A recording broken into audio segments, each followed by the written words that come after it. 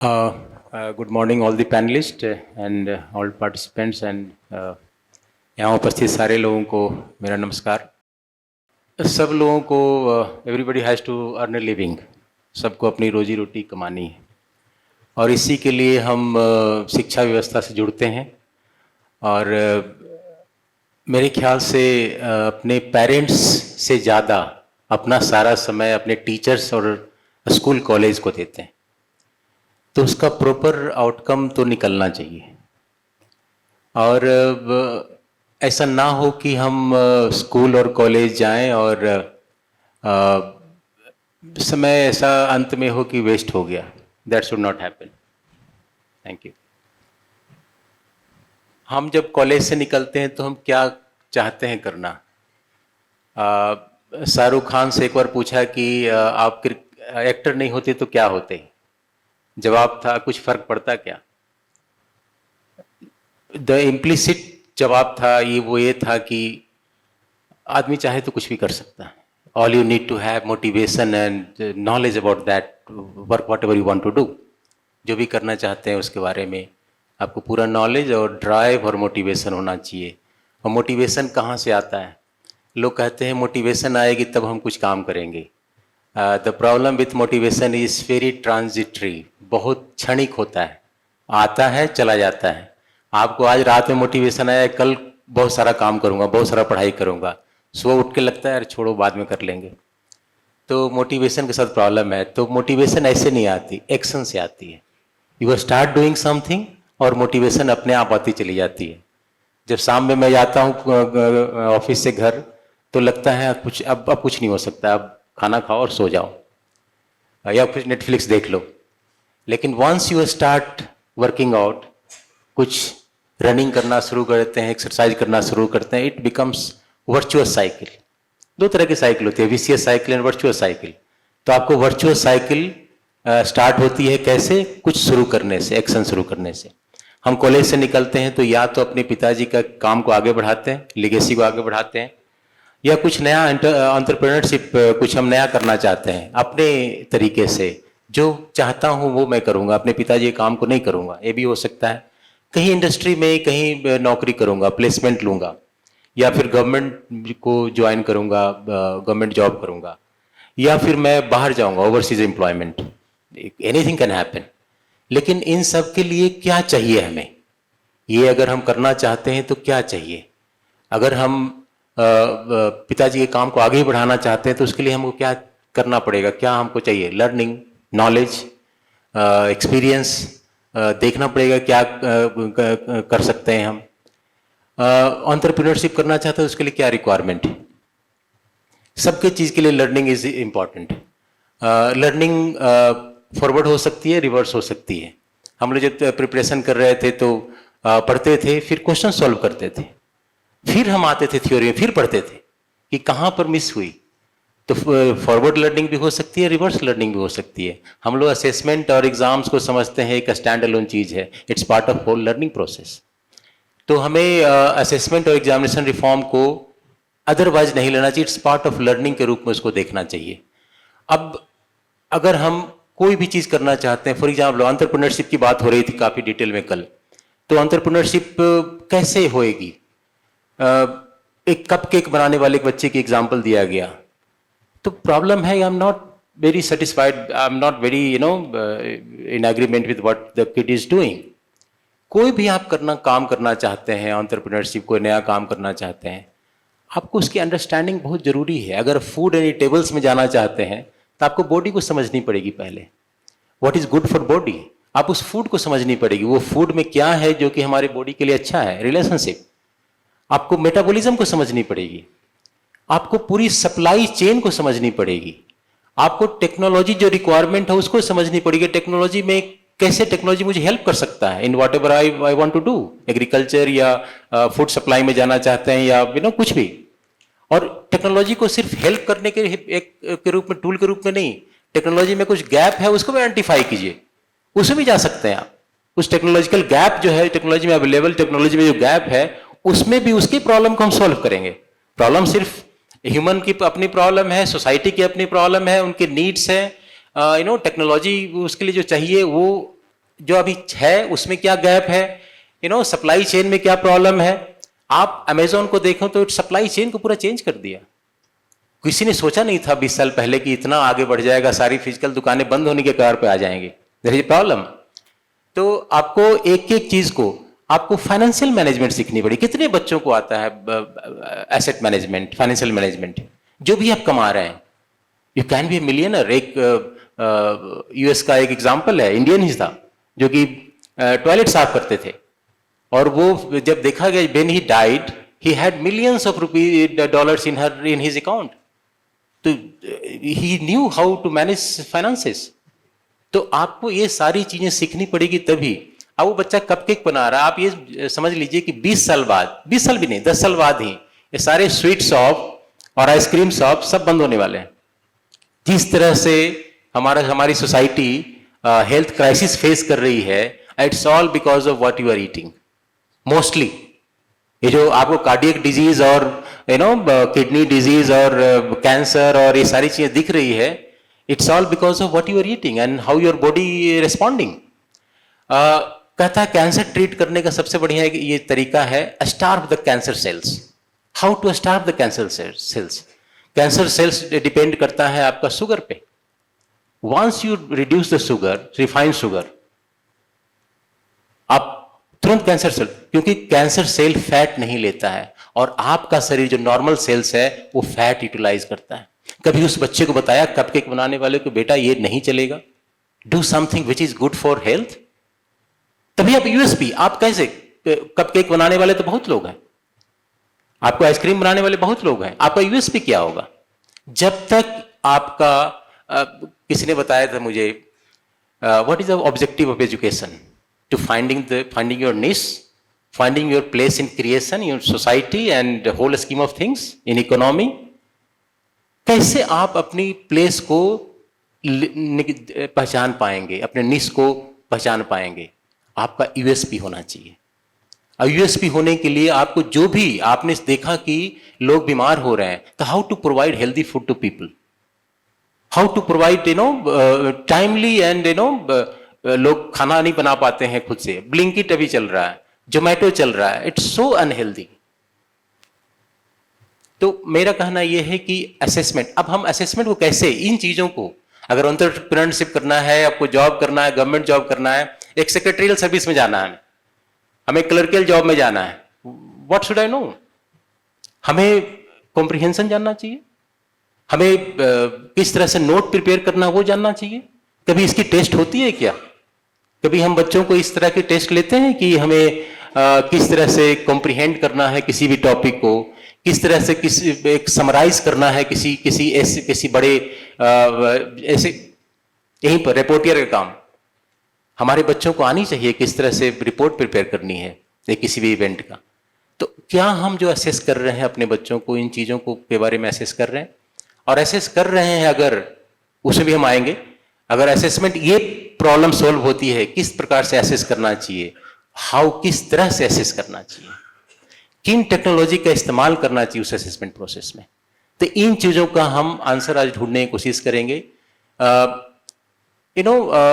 जब आप ये कहते हैं कि हमें ये काम करना है, तो उसके लिए आपको पूरे प्रोसेस समझनी पड़ेगी। उस प्रोसेस को समझने के लिए आपको अपनी बॉडी या अपनी सोसाइटी में जानी पड़ेगी।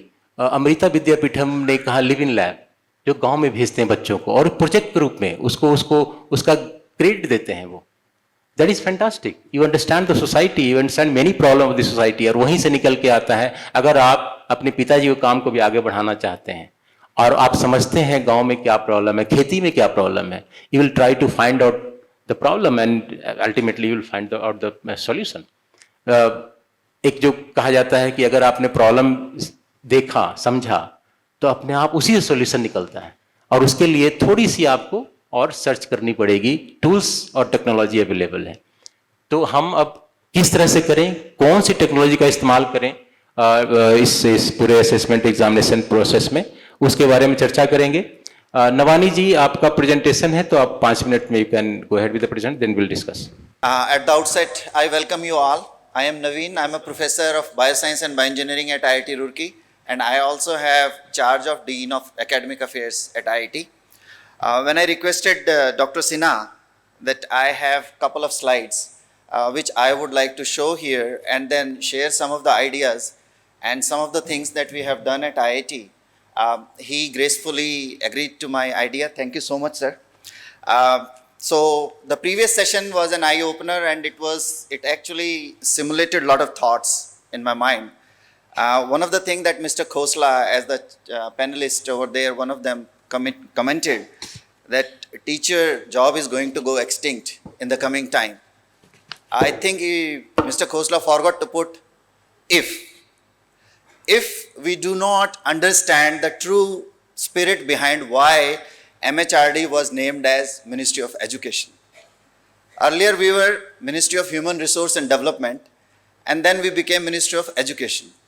So if we embrace the true sense of this feeling, why this government changed the name, I think that if is not required, that thing that teacher will go extinct will not be there.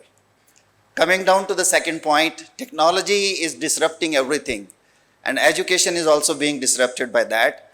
We better embrace it, otherwise we are going to become irrelevant. That is also true. I think all of us understand it, and we need to be on the same page, and we need to be open about this thing. So I'll start this Chintan Shivir. Thank you to Government of Uttarakhand for initiating this. I think this is one of the unique initiatives in the whole country where so many people have been invited.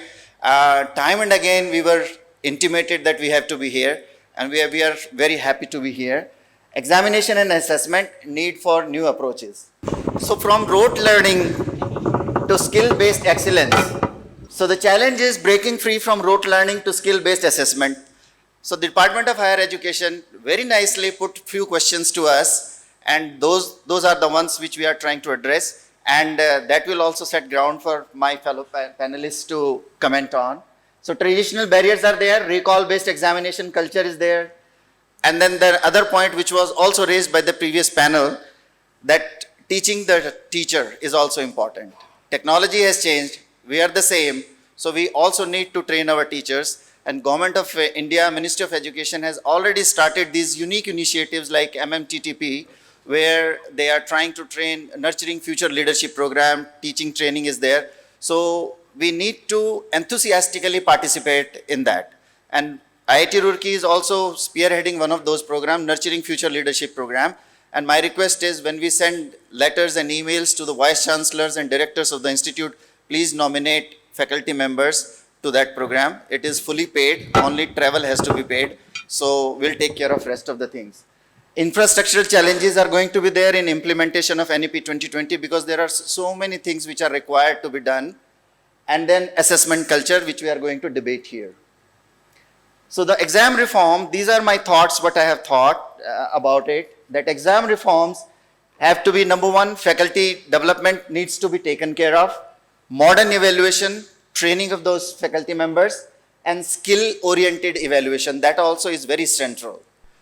The teacher not only teaches, but what kind of culture, what kind of skills the students are imbibing in them, assessing that also is going to become important. Skills like communication skills amongst the students are going to be very important. Collaboration amongst institutions is also going to be central. Good practices from the institutes who are lucky enough to have better amount of funds and have evolved a system by, error and corrections, they need to share those best practices with the other institutions. And creativity in all these things needs to be shared. So the creativity is not confined to few institutions, anybody can be creative. And if we have these kind of forums where we can share our experiences, I think that is from where these best practices are going to emerge. Digital examinations, e-portfolios are already there, online forms of quizzes and other things needs to be done. Collaborations, we have talked in the previous panel also that sharing of resources is also important. We need not be selfish that this is for our university only, unless we share it, otherwise we are going to perish. Institutional support is important, and that is where the government support in terms of finance is also important for these programs. There is another point which was given was digital lockers and academic bank of credit. So I'm going to share what we have done at IIT. Academic bank of credit is now available, and then students, we have around 10,000 students. Out of those, 8,800 students as late as last month had registered on it. All their credentials are available online. They can see it anytime, anywhere based on the PIN number or login credentials created. Digital logger integration has occurred. Online access to all the courses is there. And this is the IIT Roorkee model for policy for credit transfer and recognition. Our Senate has approved a policy which is mentioned, highlights are mentioned here. At UG level, students up to 20 credits can be transferred from any other institution as long as they fall under the category of QS top 500 global universities and NIRF top 50 universities. We have also given freedom to individual departments to accept which students they want to accept. Up to 20% of a class can be from other universities or the other institutions. They can come to IIT and gain the credits over there. These credits are going to remain valid for up to 3 years to support flexible learning breaks. Now the market-oriented assessment, how we think and how we are doing it. Credit-linked internships we have started. So any student who is going for internship to an industry, we take inputs from the industry, how this student performed, and there is a small form which the industry captain fills. Okay, he did it with me, he was good in these criteria, and based on that, we go give the credits to the student. So that is one way in which we are making it more flexible. We are collaborating with industry. We have collaborations or MOUs with, I think, more than 500 industries. Any new program that we start, our office asks them, did you have a brainstorming session with the industries about which you are proposing the program? We request industry captains to come to IIT and suggest these are the courses, these are the requirements that we look for in our students, and we modify our program as per that. We also invite these industry captains to give lectures on Saturdays and Sundays to our students, and those lectures are covered again under PPD program. We call it as Professional Development Program, PDP program. That is a 2-credit course. They have to attend it, and then based on their attendance, we are also giving. So in a way, we are motivating them that you will gain credit by attending these, and on the other hand, industry captains also feel connected to the institute that, okay, I'm going to IIT or I'm going to this institution, which means I'm going to have some interns from this institution, and the good ones, they are already getting pre-placement offers. So that model we have started working on, and the first year has gone and it has given us good dividends. So the purpose here is that job-ready graduates are there, and the skills are aligned with the local jobs also. We have also started project-based assessments. Now for the final year student, they have to do a project. Now we are giving them flexibility. If you want to have your own startup, then you don't need to do this project. Start your idea, we will give you some funds for it, and then they are evaluated based on their performance in that semester. Now coming back to the first year of the student, we have around 1,500 students coming every year qualified from JEE.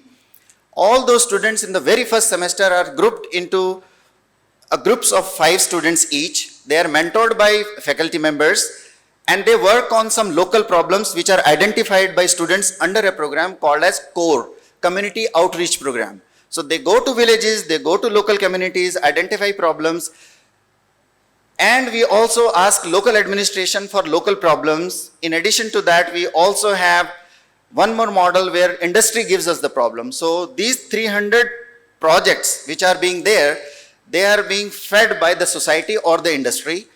In the very first semester, these students work on it, and my thinking is, okay, we spend around 30 lakh rupees for this project, only one class, one course. And our thinking is, maybe they will learn, maybe they will not learn, maybe they will break it. So by breaking things also, they learn, they make some sensors, they make some programs, and they come up at the end of the semester, they come up with their ideas and posters or small instruments that they have made, and we call it as Tinkering Zamburi, where we again invite the same persons who had proposed those projects. They come and evaluate it, and then some of them are taken forward in the second year. I'm very happy to inform that we have completed now 5 years of NEP 2020 implementation. First batch has graduated recently, and out of that batch, there were 5 technologies which they had developed, filed the patent also through this internship program which they started in the first year. You can think of it like out of 250 projects, only 5 got the patent, but we think it's a great success, because otherwise those who could not get this kind of patents, they still learnt a lot. So this is one way how we are doing it, and then this could be a learning or experience which can be modified by the other universities and institutions in their own way. So now, coming on to the periodic assessment, how the classical model of examinations, assessments, we can modify. So in IIT, we have 50 marks of end-term examination. 25 marks are given for classworks. I think everybody does it. And then midterm examinations are there for 25 marks. Now we are debating in IIT that midterm examinations also we should abolish. We should leave it to the teacher. So the CWS kind of a thing becomes almost 40-60. That is where we want to reach. So the purpose here is to reduce stress on the students about the examination. On the other hand, we are going to enhance the laboratory-based, project-based learning. So that is what we are trying to achieve. We were also in the previous panel discussing about online courses, how we can do it. We want to put almost all our elective courses on online basis. We are going to tell students, okay, out of these 6 electives that you were supposed to do, 6 of them you can do it online, and these will be through NPTEL or other SWAYAM portal, whatever we say. So the purpose here is the time which was being spent by the teacher in teaching them in the class, now we can use that time for the project-based learning. And that is going to develop the skills. So this is something which all of us can debate on. That is our idea. And actually, I am quite motivated to implement that. And maybe in coming Senates, we are going to implement this kind of program. So credit-based internships, I think we need to improve on that. We need to implement that. Industry capstone, real-world projects, living laboratories. We are also collaborating with local NGOs here. We send our students to those NGOs to learn, and then from NGOs only we take feedback about, okay, this was 1 credit or 2 credit course, how did they perform? Please give us the inputs. They are kind enough to do that. All right, so the rest of the things we can debate in there. Thank you so much for your time and attention and allowing me to go through this. Thank you. बताएं VC साहब, किस तरह से हम rote learning based जो assessment है उससे हम स्किल बेस्ड असेसमेंट की तरफ लेकर जाएं बच्चों को. Very good afternoon to all of you, fellow panels and our respected secretary sir, each and everyone who is sitting in this hall. Actually मुझे ऐसा लगता है ये इतना सेंसिटिव इशू है इवेल्यूशन एंड एग्जामिनेशन, और पेरेंट्स, आप सभी पेरेंट्स हैं इसमें, और पेरेंट्स ने ऐसा मान लिया सारी ड्यूटी टीचर्स की है, इवेल्यूशन करना और एग्जाम, बच्चों का एग्जाम करना सारे टीचर्स की ड्यूटी है. अगर आप अपने बच्चों को देखेंगे तो उनका इवेल्यूशन आप शुरू में रोज करते हैं. छोटा सा बच्चा, मेरा भी रहा होगा, आपका भी रहा होगा, स्कूल गया तो आप आते ही चेक करते हैं कि इसमें पानी पिया है नहीं है दिन में, इसने कोई पेंसिल तो नहीं खोई है, या इसने कुछ और तो नहीं है, बैग तो फाड़ के नहीं लाया है. आते ही वो भी आपको बताता है कि किसी ने मेरा इंस्ट्रूमेंट बॉक्स ले लिया, किसी ने मेरी कॉपी फाड़ दी, या किसी ने मेरी बुक ले ली. तो आपके पास टाइम होता है उसके लिए, आप उसको टाइम देते हैं. क्लास 1 में भी देते हैं, 2 में भी देते हैं, और पेरेंट टीचर मीटिंग में भी चले जाते हैं. किस लिए? कि आपका इवेल्युएशन कर रहे हैं बच्चे का कि वो एग्जैक्टली ग्रो कर रहा है या नहीं कर रहा है. वो फिजिकली ग्रो कर रहा है नहीं, ये भी आप देखते हैं, वो मेंटली ग्रो कर रहा है ये भी देखते हैं, और सोशली ग्रो कर रहा है ये भी देखते हैं. लेकिन जैसे जैसे उसे टर्निंग एज, जहां पर क्रूशियल एज है, जहां वो अपना कैरियर ऑप्ट करेगा, जहां वो यूनिवर्सिटी की तरफ जाने लगता है, उसके बाद आपको लगता है अब तो बड़ा हो गया, इस पर ध्यान देने की जरूरत नहीं है. आपको जिसमें सबसे ज्यादा उसको ध्यान देने की जरूरत है, उसमें आप सोचते हैं यूनिवर्सिटी के प्रोफेसर की ड्यूटी है इसका इवेल्युएशन करे, एक्स्ट्रा एग्जाम ले, पास हो या फेल हो, या मार्क आ रहा नहीं ला रहा. आप इवेल्युएट करिए, यू इवेल्युएट इंटीग्रेटेड वे में करिए अलोंग विद द एक्सपर्ट्स. ये तो मैं आपको बता रहा हूं कि हम इवेल्युएशन में कहां मिस कर रहे हैं अपने बच्चों को, क्योंकि बच्चों को इवेल्युएट करना पेरेंट्स का भी काम है, वो खाली टीचर्स का ही काम नहीं है. दूसरा, जैसे मैं आपको बताऊं कि हमारे पास डाइवर्सिटी इतनी ज्यादा है इंस्टीट्यूशंस की. अब IITs के लिए जैसे कहते हैं, because I am panelist is a good friend of mine doctor Nawani, एक कहावत है कि best brain teach best students. अब आप सोच रहे हैं कि अगर IIT का पैटर्न अगर मैं अपने कॉलेज एफिलेटेड कॉलेज में लगा दूं या अपनी यूनिवर्सिटीज में लगा दूं, उन बच्चों को एवेल्युएट करूं, ट्रूली मेरा जो फैकल्टी का कैलिबर है डेफिनेटली आपके यहाँ के कैलिबर वाले से कम है जरूर। कुछ का हो सकता है, कुछ का नहीं भी हो सकता है, कुछ का कम भी हो सकता है, डिफरेंट है। आपका जो बच्चा आता है he has already come pass certain exams. My question was कि किस तरह से स्किल बेस्ड असेसमेंट को प्रमोट करें, किस तरह के स्किल को हम असेसमेंट का पार्ट बनाएं। अब मुझे लगता है कि हमने NEP लगा दी, 5 साल भी हो गए, हमको कंटिन्यूअस इवैल्यूएशन, जब तक कंटिन्यूअस, जैसे हम कंटिन्यूअस लर्निंग करते हैं, कंटिन्यूअस इवैल्यूएशन भी होना चाहिए। अगर आप एक दिन का एक टेस्ट लेके उसको एक असाइनमेंट देके इवैल्यूएट कर देते हैं तो बच्चे को ठीक नहीं है। कंटिन्यूअस इवैल्यूएशन क्लासरूम में ही हो सकता है।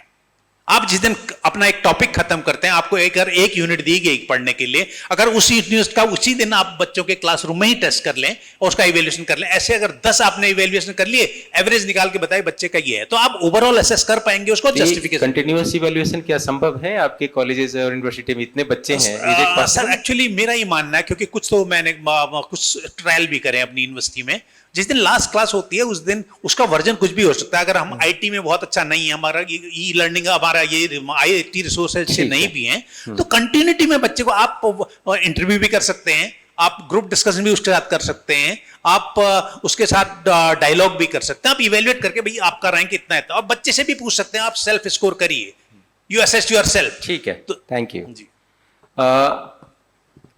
बताएं प्रिंसिपल साहब, किस तरह से इंटरनल असेसमेंट को ऑब्जेक्टिव बनाई जाए, क्योंकि इंटरनल असेसमेंट कुछ पता नहीं चलता है किसी को, सबको 30 नंबर मिल जाते हैं। आप लोग क्या करते हैं और किस तरह से इसको और ऑब्जेक्टिव बनाई जाए? इसको मैंने जो लागू किया है, और पहले भी जहाँ डिग्री कॉलेज में था, हम लोग इसको डे 1 से बच्चे को, जिसको रूब्रिक नाम देते हैं, हम लोग रूब्रिक नाम नहीं देते थे, एक चार्ट हम बच्चे को बता देते हैं कि हम क्या करने वाले हैं और तुम्हारा परफॉर्मेंस कैसा होगा, तो तुमको मार्क्स कितना मिलेगा। और हम सिलेबस फिनिश करके टेस्ट करने के नहीं करते हैं। हम लोग यूनिट एक ओवर हुआ, एक टेस्ट लिया, और उसको अब रिवर्ट करते हैं कि उसमें कहाँ बच्चे ने गलती की है, स्पेलिंग मिस्टेक कहाँ है उसका। नहीं तो आप इंटरनल असेसमेंट में भी टेस्ट ही लेते हैं, रिटन टेस्ट? नहीं, एक तरीका है टेस्ट का, दूसरा है प्रेजेंटेशन का, तीसरा तरीका यह है कि हमने लोकल कुछ आइडेंटिफाई किए हैं जहाँ पे उसको स्वरोजगार मिल सकता है, सेल्फ। जैसे साइट्रस फ्रूट इलाके में मेरा महाविद्यालय स्थित है, तो उसके ढेर सारे प्रोडक्ट है, बी कीपिंग है।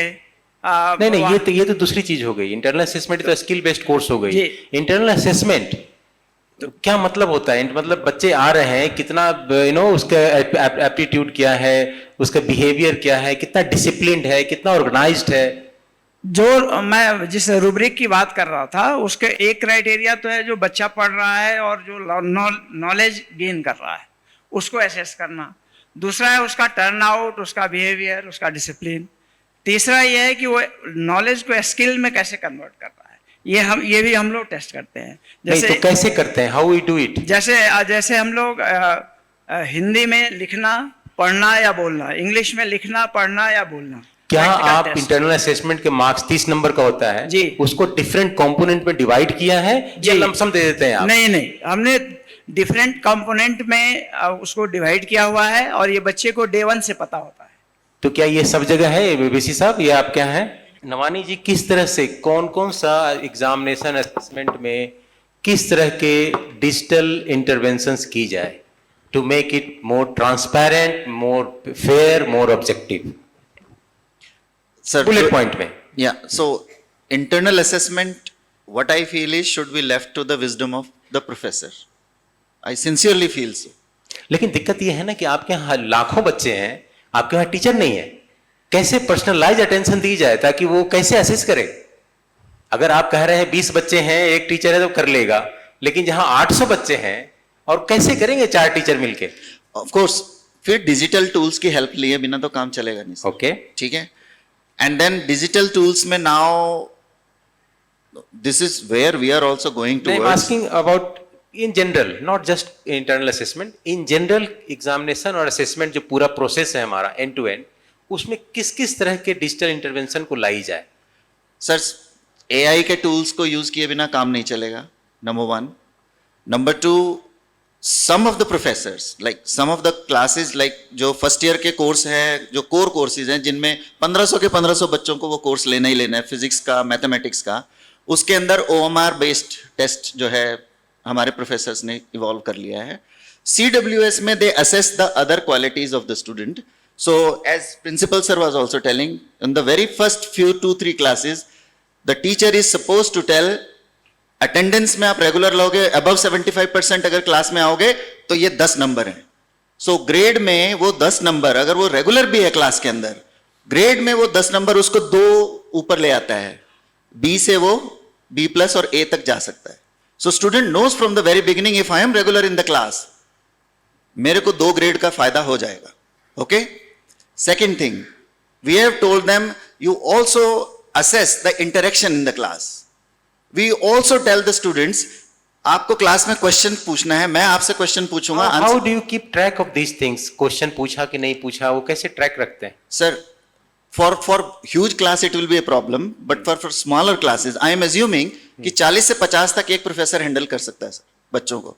ओके, अटेंडेंस हमारी डिजिटल हो गई है तो वो टाइम भी बच जाता है अभी. So there is an app, वो करते हैं, GPS लोकेशन होता है, within 20 metres of that range, students within that time, और प्रोफेसर एक टाइम पे अटेंडेंस ले लेता है. वो रैंडमली कभी भी बीच में कह देगा कि जब वो डायग्राम देख रहे हैं, समझ रहे हैं, अब अपना मोबाइल ऑन करो, मैं क्लास ले रहा हूं, ताकि बच्चा बाहर खड़ा होकर ना प्रेजेंस लगा दे. They are very smart. So that also is there, and then teacher also at that time will ask some questions, and depending on that they also look at it. Sir, इसमें issue एक और है. Due to whatever the policy of the government is there is a huge disparity between a student coming from a well-to-do family and coming from a very a region where even English was not taught properly. So professor is also told, look out for such students जो लोग mid term exam के time पे या assessment में आपको लग रहा है कि वो नहीं कर रहे हैं. We also suggest them, ask them to sit in the front of the class so that eye to eye contact is there. Now we have 10 number बच्चा जो है अटेंडेंस से ले सकता है. प्रोफेसर वीक बच्चों को ये भी कहेगा कि आप आगे आके बैठिए. अब जब वो बच्चे सामने बैठे हैं, जब professor eye to eye contact कर रहा है, वो ह्यूमन टच सर, इसीलिए मैं बोलता हूं प्रोफेसर का टच तो कभी खत्म होगा ही नहीं. ठीक है, इसके अलावा और क्या डिजिटल इंटरवेंशन की जाए? इसके अलावा सर इवेल्युएशन. इवेल्युएशन जैसे प्रोफेसर को बहुत सारे मार्क्स मतलब देखना है, देन मैनुअली अगर वो एंटर कर रहे हैं मार्क्स, हम लोगों ने ऑनलाइन सिस्टम बना दिया है उसका. क्या ऑन स्क्रीन इवेल्युएशन की बात कर रहे हैं आप? Yes sir. So I think 25% of our professors are evaluating online now. They have devised those things. On the other hand, teachers ka training bhi, not all professors even in our institution are very comfortable with using AI tools. So now we have a task force where we have made a task force for introducing AI in pedagogy. अगर IIT में ये हालत है तो क्या कैसे चलेगा भाई?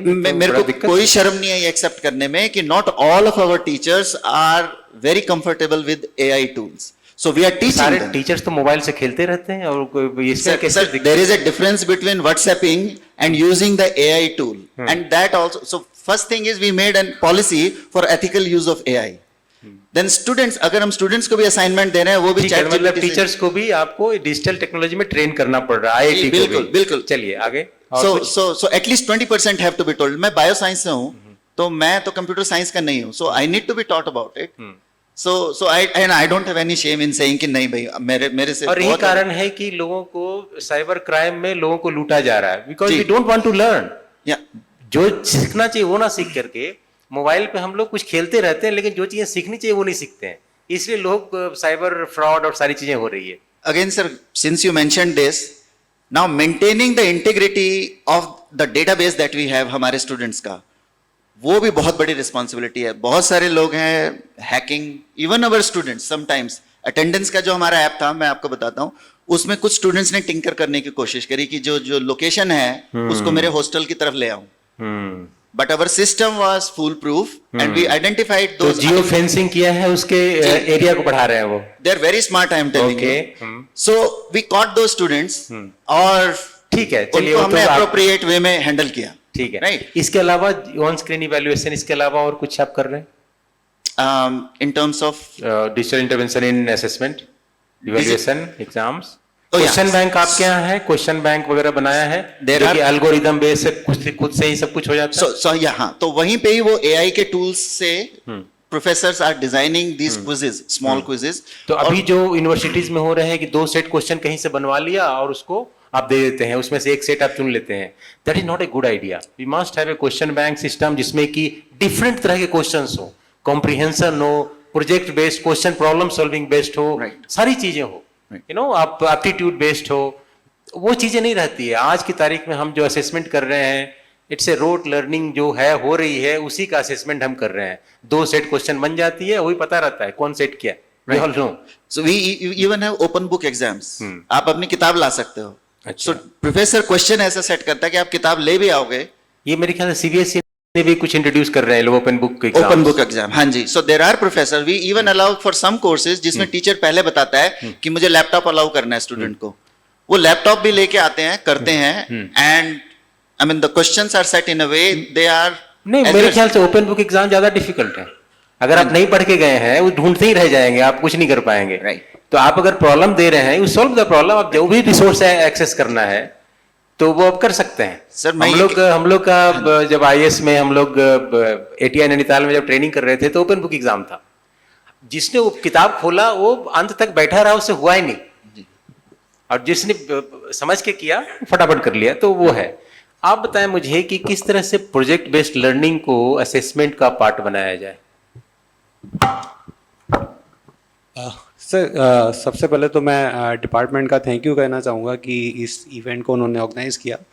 बाकी प्रोजेक्ट बेस्ड लर्निंग को असेसमेंट का पार्ट बनाने के लिए कैसे बनाई जाए? We all know project based learning होनी चाहिए, असेसमेंट कैसे पार्ट बनाई जाए? सर इसमें एक ये किया जा सकता है कि इसमें कुछ ऑनलाइन एग्जाम्स उनके रखे जाएं जिनका असेसमेंट रियल टाइम बेसिस पे हो, और उसका रियल टाइम बेसिस पे क्रेडिट जो है वो एबीसी में एकोमोडेटेड होकर उसके क्रेडिट जो हैं वो ट्रांसफरेबल हो उस कोर्स के लिए। तो स्टूडेंट क्या होगा, मोटिवेट होगा इसके लिए कि मैं अपने कंटिन्यूस असेसमेंट में पार्ट करूं।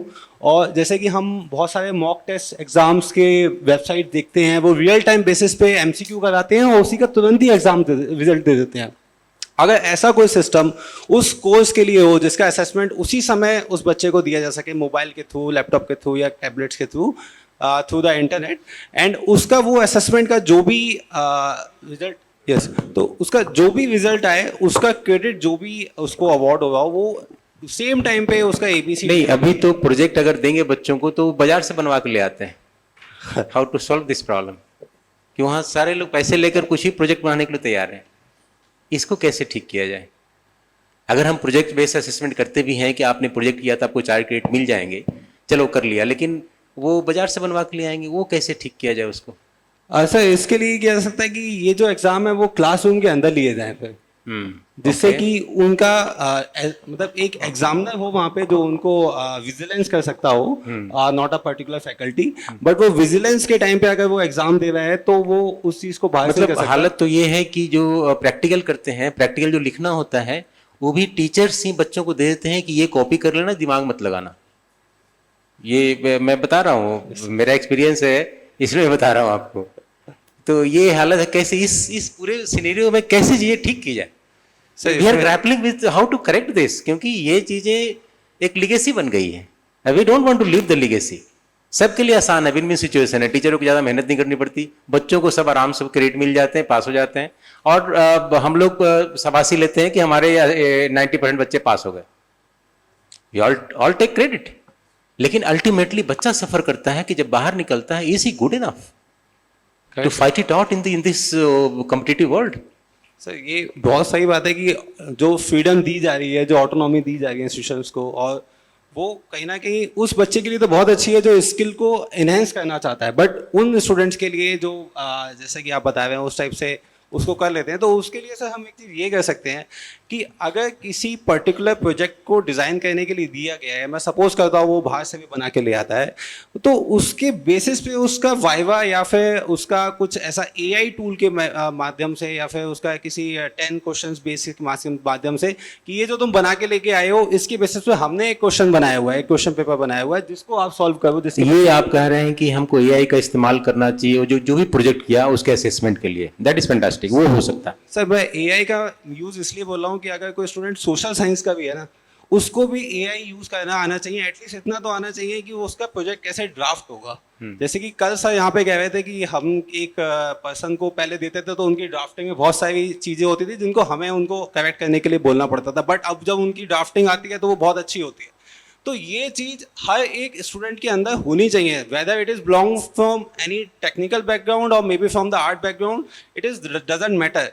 जैसे कि अगर हम सोशल मीडिया ऐप्स पे देखें तो वो अपने फोटोज को तो प्रॉम्प्ट डाल के मिनिमाइज और एनहांस कर सकते हैं, बट ड्राफ्टिंग का यूज और अपने एजुकेशन में एआई का यूज कैसे करना है, क्योंकि ये चीज आगे इंडस्ट्रीज में बहुत काम आती है उनके।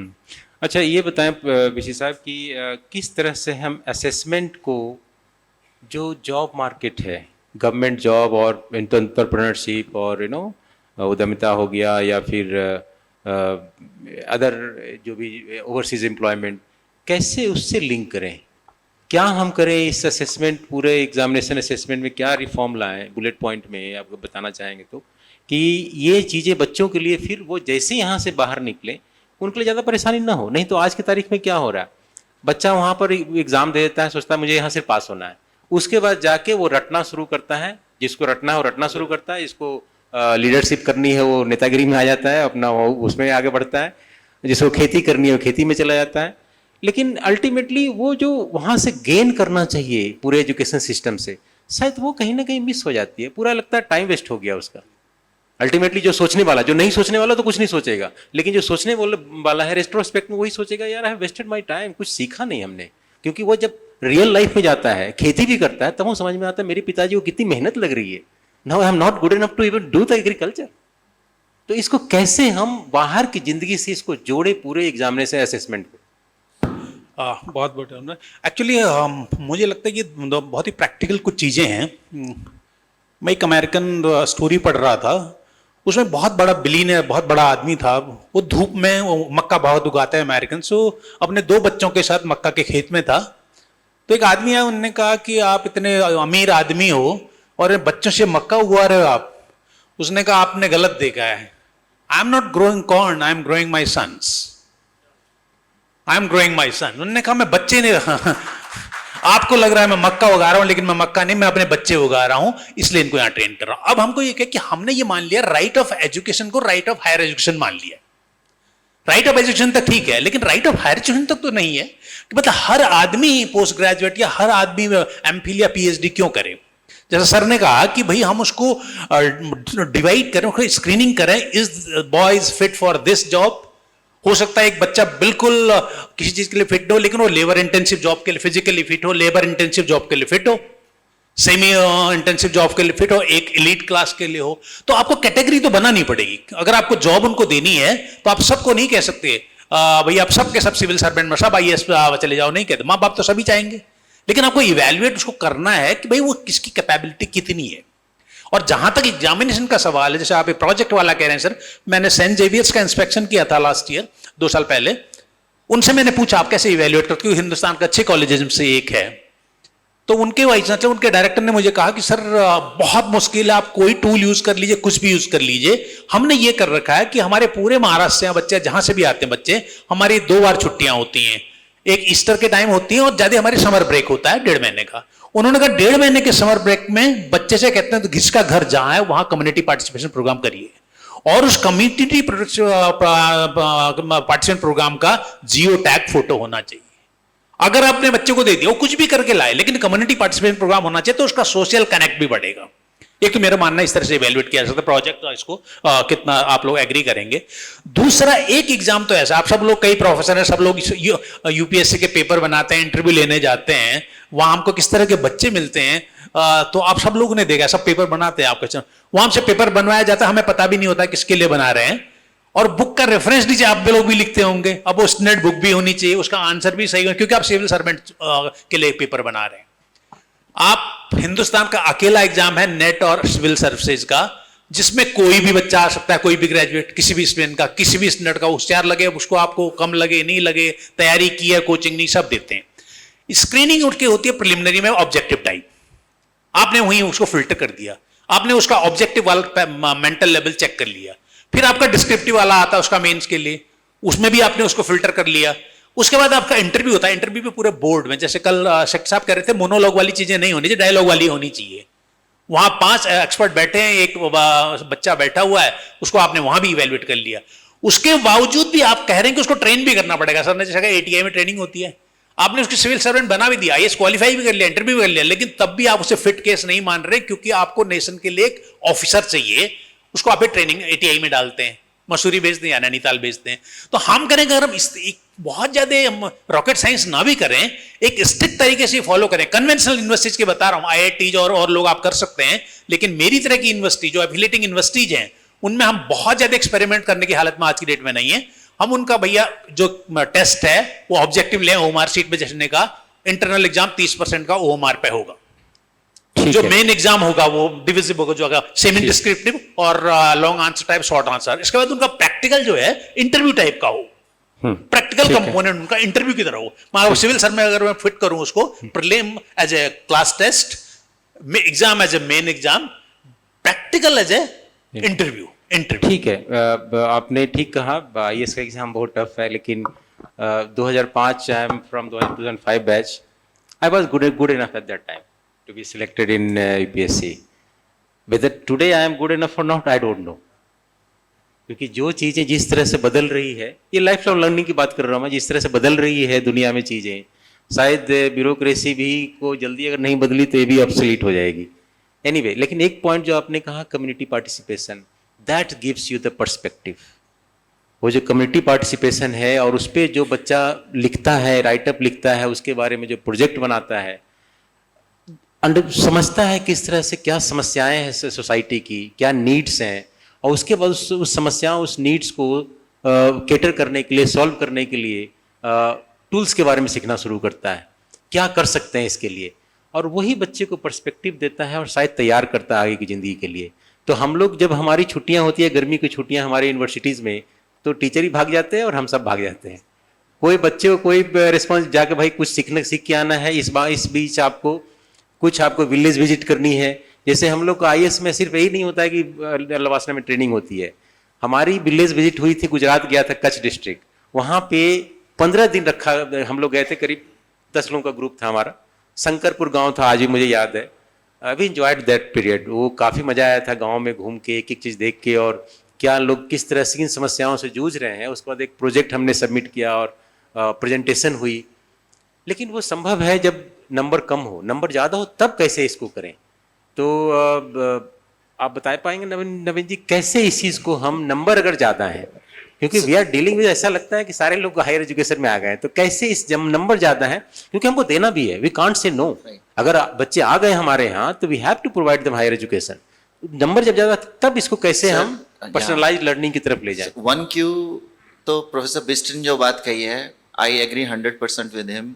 जो समर ब्रेक है उसको यूटिलाइज करने के लिए we have to motivate students, and I think that principal has really good idea कि तू जीपीएस को करके और फिर अपना बता क्या किया, right. The other thing you said, probably I don't know whether you said it intentionally और unintentionally, was a write up about what you did. That is the third और फोर्थ प्रिंसिपल ऑफ लर्निंग। आपने पढ़ा, observe किया, digest किया, अब आप ये बताइए आपने सीखा क्या। Okay, so that is another one. I think इस चीज को इस ढंग से अगर हम इम्प्लीमेंट करेंगे तो then it can be done, और उसी के आधार पे असेसमेंट हो बच्चों का। बिल्कुल, रादर देन वो 4 क्वेश्चन हमने दे दिया जी, डिफाइन कीजिए और ये कीजिए, बच्चा भी डिफाइन कर देता। मैं तो कुछ पेपर्स भी देख रहा था, क्या डेफिनेशन लिखा हमें भी समझ नहीं आया, और टीचर महोदय ने टिक करके पूरे नंबर दे दिए। हाँ जी, और टिक कई में तो टिक किया लेकिन नंबर नहीं दिए। हमने टिक क्यों किया भाई, कार्ड देते। तो I mean there is a problem on both sides. And about the practical, where you were saying everybody copies someone else's copy and does that. सो मैंने अपनी क्लास में क्या किया था, छोटा सा ये शेयर कर रहा हूँ। मैंने पहले ही अपने टीए को बोला कि ये सब कुछ तू इसको सॉफ्ट कॉपी बना दे, जो बच्चों ने नकल मारनी है उसकी सॉफ्ट कॉपी बना। क्लास के पहले ही दिन मैंने उनको कहा ये रहा मेमोरी स्टिक, व्हाट्सएप ग्रुप था उसमें शेयर कर दिया। मैंने कहा now you will not waste time in writing और कॉपीइंग फ्रॉम ईच अदर, आप लैब में अंदर काम करो। नहीं तो हम एक सॉफ्टवेयर, एक एल्गोरिदम तैयार कर लें, कितनी जी। कॉमन है चीजें। एग्जैक्टली जो सबको चीज समझ हमें में आ sir as teacher all of us know, कहाँ पे हमने भी जब स्टूडेंट थे कॉपी करा था, राइट? तो मेरे को ये लगा कि ये चीज जो फायदा ही नहीं है उसका क्यों करें, तो मैंने सॉफ्ट कॉपी दे दी है। प्रैक्टिकल का सॉफ्ट कॉपी आपको मिल जाएगा, जो लिखना होता है ना एम दिस दिस दिस, आप उसके सामने जो आपने बनाया, ड्रॉ किया, सीखा, वो लिख दो। और one more thing I tell my students is, मेरी क्लास में जब मैं पढ़ा रहा हूं, no answer is a wrong answer except in final exam, मैं उनको ही बोल देता हूं। सो दैट एनकरेजेस देम, वो एक फ्रेंडली एटीट्यूड लाना, उनकी चीजें समझना। आई थिंक टीचर को भी थोड़ा सा अपने आप को इवॉल्व करने की जरूरत है। We can not be too stiff and tight lipped about no this has to be done this way and this way. नहीं, एब्सोल्युटली टीचर्स को भी इम्प्रोवाइज करना पड़ेगा। उनको जो कंटेक्स्ट है, जो क्लासरूम में बच्चों का जो पूरा ग्रुप है, उसके अनुसार क्या नीड्स हैं उसके, किस तरह से उसको प्रिपेयर करना है, टीचर को इम्प्रोवाइज करना पड़ेगा। बहुत सारी चीजें हम गवर्नमेंट से या ऊपर से हम नहीं पूछ कर सकते, सर, वो मैं तो चीजें बिल्कुल उस कंटेक्स्ट में ही होना सिंपली जरूरी बोलता हूँ, टीचिंग इज ए जॉय। आपने इसे नौकरी की तरह से ले लिया तो गया काम से सब कुछ। आप बिल्कुल। एंजॉय करो उसको, and there are ways and means by which ये जॉय, आप शाम को वापस जब जाओगे, दो बच्चों ने अगर आपकी आंख में आंख डाल के बोल देना कि मेरे को समझ में आया, now I got it, I think that is it. नहीं, ये भी है ना कि हम लोग आज यहाँ पहुंचे हैं, तो आज भी नाम लेते हैं वो 2-3 टीचर्स जिन्होंने Exactly. मुझे यहाँ तक पहुंचाने में मदद करी है। तो टीचिंग इतना फुलफिलिंग जॉब काम है कि जब मैं प्रिपरेशन करता था सिविल सर्विस, तो मैं पढ़ाता भी था। तो I still remember those days, जब पढ़ाने में 3-3 बजे रात तक हम लोग प्रिपेयर करते थे, किस तरह से क्या क्रॉस क्वेश्चन होएगा। तो I still remember those days. तो आप सही कह रहे हैं, it gives you real Joy जो टीचिंग लाइन में है। प्रिंसिपल साहब, आप जरा बताएं मुझे कि किस तरह से इंडस्ट्री से लिंक करने के लिए अगर कोई प्रयास आपने किया हो कि हमारी जो असेसमेंट है वो इंडस्ट्री रिक्वायरमेंट के हिसाब से हो, कि कल को हमारे असेसमेंट किए हुए बच्चे जाएं और वो दिखाएं कि आई सिक्योर्ड 80% मार्क्स, तो वो उनको विश्वास हो कि हाँ ये रियल है। ऐसा नहीं है कि किसी तरह पास हो गए, 80% मिल गए और बस लेकिन फिर से असेसमेंट करनी पड़ेगी हमें। बताइए प्लीज। जैसे लोकेलिटी में महाविद्यालय है मेरा अभी, उस लोकेलिटी में एक ही इंडस्ट्री है जो फैब्रिक बनाती है। वो रॉ मटेरियल कहीं से बाहर से लाती है, और वहाँ पे अवनी ग्रुप है उनका। वो पिरूल से बिजली बनाने का काम है वहाँ पे उनका, जैन, मिस्टर नहीं, रजनीश जैन। वो बाहर से फैब्रिक लाके एक्सपोर्ट करने के लिए फैब्रिक बनाते हैं वो। पिरूल से भी कुछ इंडस्ट्री बनाने का काम भी किया। छोटे छोटे हैं, तो मेजर इंडस्ट्री वही है। हमने उनसे बात की कि आपको किस तरह के लेबर चाहिए, किस तरह का स्किल आप चाहते हैं हमको। तो उन्होंने जो रिक्वायरमेंट दिया हमको, जैसे रिक्वायरमेंट दिया कि बच्चे को हैंडल करना आता हो पहले से, कताई बुनाई जो कहते हैं जिसको भाषा में, क्योंकि वहाँ पे पेंट करना है और फैब्रिक से साड़ियाँ कपड़े तैयार करना है। तो उन्होंने अपने एक पैरामीटर बताया, और फिर उनको हमने अपने यहाँ बुलाया और अपने यहाँ हमने उनसे बच्चों का इंटरेक्ट कराया। इसको असेसमेंट का पार्ट कैसे बनाया आप? उसको असेसमेंट का पार्ट इस तरह से हमने बनाया कि हमने फिर बच्चों को ट्रेन किया, एक ग्रुप को। उसमें से उनको 5 चाहिए था, हमारे पास मोर देन 50 बच्चे उसके लिए तैयार थे। फिर हमने उनको असेसमेंट वैसा दिया जो वो चाह रहे थे, उन्हीं से क्वेश्चन पेपर बनवाया हमने जो इंडस्ट्री वाले थे, और वो क्वेश्चन हमने उनको दिया, उन्होंने सॉल्व किया, और हम केवल मॉडरेट किए, इवेल्युएट उन्होंने किया। और तो ये क्या किसी स्किल कोर्स के रूप में लिया आपने? नहीं, स्किल कोर्स के रूप में नहीं, प्रोजेक्ट का पार्ट था ये, क्या था ये इंटरनल असेसमेंट के लिए। और ओके, तो ये इंटरनल असेसमेंट से आपने जोड़। क्या मुझे बताइए कि ये जो प्रोजेक्ट है या स्किल बेस्ड कोर्सेज हैं, इसके लिए कॉलेजेस को फ्रीडम चाहिए? और क्योंकि यूनिवर्सिटी तय करती है कि ये स्किल कोर्स होने चाहिए, आपके यहाँ लगता है कुछ और ही चीज वहां पर जरूरत है, तो do you need freedom in that? इसके लिए हमें कम से कम 50% फ्रीडम चाहिए। ओके, इसलिए फ्रीडम चाहिए कि जो, जैसे मैं कह रहा हूँ कि लोकल एग्रीकल्चर है या लोकल ट्रेड है या लोकल कोई प्रोडक्शन है, इस तरह के कोर्सेज उसमें शामिल नहीं है जो हमें दिया जाता है यूनिवर्सिटी तो से। अगर हम ये करें कि भाई जो कॉलेज जहाँ पर है वहाँ पर क्या लोकल क्या प्रोजेक्ट हो सकते हैं, क्या लर्निंग जो कि एडवांटेजियस या फ्रूटफुल हो सकती है, उन कोर्सेज को प्रिंसिपल के साथ मिल करके उन कोर्सेज को भी कोर्स बास्केट में डाली जाए। जी। ओके। और इसको हम वेरीफाई भी करा सकते हैं। जैसे कोई टूरिज्म का कोर्स अगर है रिलेटेड, तो टूरिज्म डिपार्टमेंट है जिले में। एग्रीकल्चर का कोई कोर्स है, वायबल है या नहीं है, वो एग्रीकल्चर डिपार्टमेंट है वहाँ पे। ठीक तो है। उनसे हम गवर्नमेंट डिपार्टमेंट से कोलेबरेट करके वेरीफाई भी करा सकते हैं कि ये वायबल है या नहीं है। ठीक है, देखिए some learning is better than no learning. कुछ बच्चा सीखेगा। अभी तो क्या है कि कुछ हमने ऊपर से दे दिया है, यूनिवर्सिटी की तरफ से आ गई है, अब उसमें फैसिलिटीज ही नहीं है वहां पर कॉलेज में, तो that is not going to help anyone. और आप ये बताइए। ये हमारे लिए विशेष चैलेंज है जहाँ ह्यूमैनिटीज और सोशल साइंसेज हम पढ़ाते हैं, हाँ। या जनरल साइंस पढ़ा रहे हैं, तो उन बच्चों के लिए ये ज्यादा इम्पोर्टेंट है, क्योंकि I totally agree with you. Navani ji, आप कुछ कहना चाह रहे हैं? हाँ, मैं ये कह रहा था सर, मेरे बल्कि सवाल है आपसे। हाँ। हायर एजुकेशन डिपार्टमेंट और education department and agriculture department, वहाँ पे भी एजुकेशन है, SAUs हैं। Are we talking to each other? Probably not. Agriculture universities के पास one of the most impressive setups हैं। आपको एक छोटा उदाहरण देता हूँ। मिनिस्ट्री ऑफ फार्मर एग्रीकल्चर ने हम लोगों को एक हनी के कैरेक्टराइजेशन पे प्रोजेक्ट दिया है। And couple of weeks ago I was in Pantnagar and I saw there, उनके पास इतना बड़ा इंफ्रास्ट्रक्चर है सर। 90 एकड़ उन्होंने सिर्फ एक मधु, गवर्नर साहब के कहने पे एक मधु पार्क बनाया है। मेरी आंखें खुली रह गई, इतना अच्छा setup. So why not, you know. नहीं, दैट्स ट्रू। अभी ये हम सर इंडस्ट्री की तरफ भी देगा। All agriculture research is based on productivity, not only learning, but बच्चे वो कम्युनिटी वाले कोर्सेज उस टाइप के लर्निंग भी कर सकते हैं। आई थिंक हम मैं एक बहुत वैसी टर्म जो बहुत ज़्यादा बीटन अप है, सिलोज में काम करते हैं। आई थिंक एक बार सर अगर एडमिनिस्ट्रेशन बैठ के ये कर ले कि universities and SAUs how they can, and industry, तो बस सर हो गया काम फिर। नहीं, वो बिल्कुल सही है आपका कहना कि हमें साइलोज में नहीं, we should interact with each other, collaborate with कर रहे हैं, हम लोग कर रहे हैं। लेकिन जो पॉइंट को, जिस चीज़ को मैं एम्फसाइज करना चाह रहा हूँ कि किस तरह से हम जो कंटेक्चुअल इश्यूज हैं, सिर्फ हनी नहीं, हनी तो एक पार्ट है। Honey, I just gave an example. आपको अगर बच्चा एंटरप्रेन्योरशिप करना चाह रहा है, अपने कुछ काम करना चाह रहा है, वो उसको समझना पड़ेगा कहाँ पर मुझे जाना है, किस पूरे सप्लाई चेन में कहाँ अपॉर्चुनिटी है, कहाँ चीजें जो ट्रेडिशनल चीजें हैं ऑब्सोलीट हो रही है और कहाँ नई चीजें उसका जगह ले रही है, और देयर इज स्टिल अपॉर्चुनिटी उन चीजों को। अब जैसे हनी है, इज हनी गुड? क्या हनी की डिमांड अब उतनी रह गई है? दैट वी हैव टू सी। बच्चा को देखना पड़ेगा कि उसकी डिमांड क्या है, जो सोसाइटी में प्रेफरेंसेस क्या है।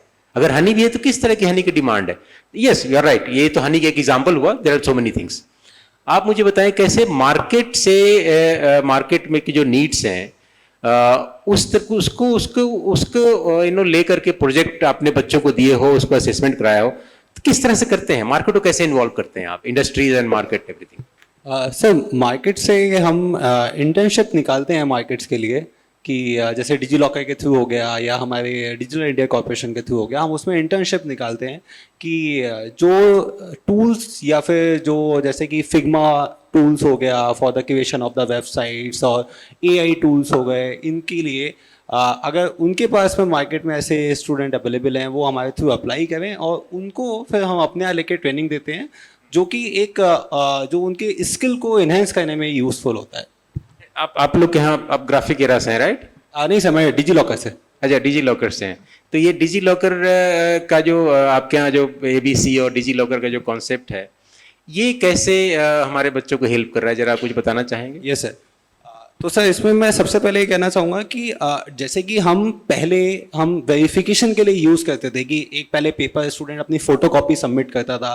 फिर सपोज करता हूँ कि मैं एक स्टूडेंट है, वो उत्तराखंड ओपन यूनिवर्सिटी का, वो कर्नाटका में कहीं जॉब करने गया, तो जो उसने उस स्टार्टअप को अपनी अगर फोटोकॉपी दी, तो वो फोटोकॉपी वो उत्तराखंड जो कर्नाटका में जो स्टार्टअप है वो किसको भेजेगा, वो कैसे उसको वेरीफाई करे, ये उसको एक चैलेंज होता था, क्योंकि उसको नहीं पता कि कौन सी वेबसाइट है जो ऑफिशियल है उस पर्टिकुलर इंस्टीट्यूट के लिए। तो इसको ओवरकम करने के लिए सबसे पहले डिजी लॉकर लेके आया गया कि जो भी डॉक्यूमेंट डिजी लॉकर में अवेलेबल होंगे वो एज अ ओरिजिनल डॉक्यूमेंट माने जाएंगे, जिसको कि आईटी एक्ट 2000 सपोर्ट करता है कि ऑथेंटिकेशन की जरूरत नहीं है। यस तो पॉइंट ये है कि इसका मतलब ये हुआ कि यूनिवर्सिटीज को एग्जाम हुआ, मार्कशीट और डिग्री दोनों डिजी लॉकर में डाल देना है। यस सर, बच्चे के अकाउंट में चला Yes, जाना sir. चाहिए, उसको अप्लाई करने की जरूरत नहीं पड़नी चाहिए। नहीं sir, that we have to see, सारे यूनिवर्सिटीज को देख लें, ये समस्याएं आ रही है हमारे यूनिवर्सिटीज में, बच्चों को अप्लाई करना पड़ रहा है। What is the point?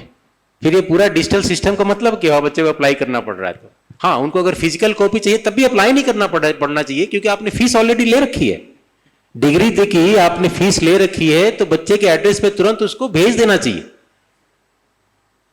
अगर बच्चे का एड्रेस गलत वापस आएगी, पड़ी रहेगी। और सर भाई इसमें- हमारी मेरी डिग्री मुंबई से, मैं उस समय लखनऊ में था, मैंने एड्रेस दे दिया वहां पे, मेरी लखनऊ में आ गई डिग्री, अपने आप ही, कुछ करना नहीं पड़ा मुझे। वो मैं बता रहा हूँ, आज नहीं, करीब 20 साल पहले की बात बता रहा हूँ।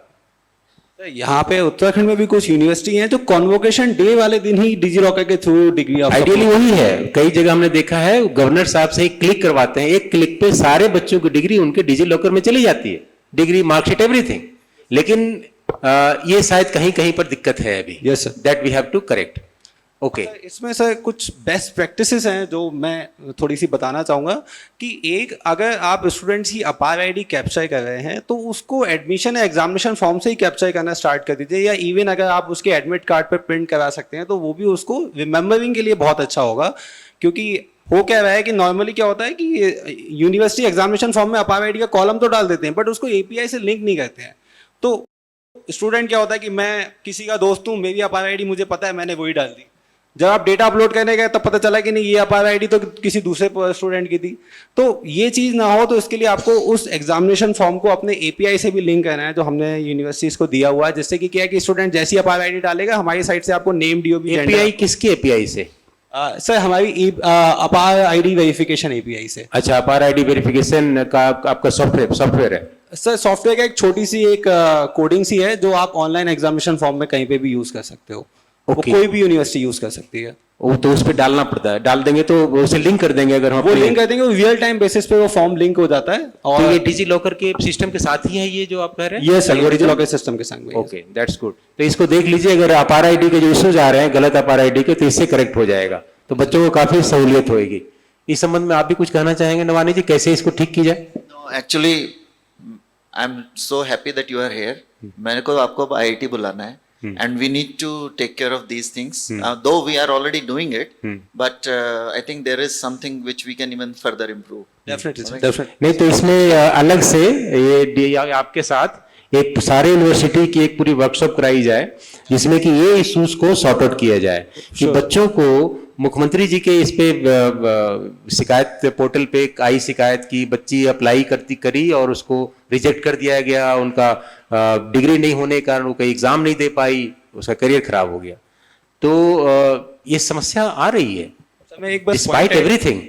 पॉइंट ऐड करना चाहूंगा कि अभी 2024 तक का डेटा अपलोड करने की लास्ट डेट 30 जून थी, जिसके बाद में मिनिस्ट्री में मीटिंग हुई, सर ने भी मिनिस्ट्री को बोला कि डेट एक्सटेंड करी जाए, काफ़ी स्टूडेंट्स का डेटा बचा हुआ है, और उसके बाद में मिनिस्ट्री ने इसको कंसीडर करते हुए डेट अभी 30 जून तक एक्सटेंड कर दी है, 30 नवंबर तक है सर।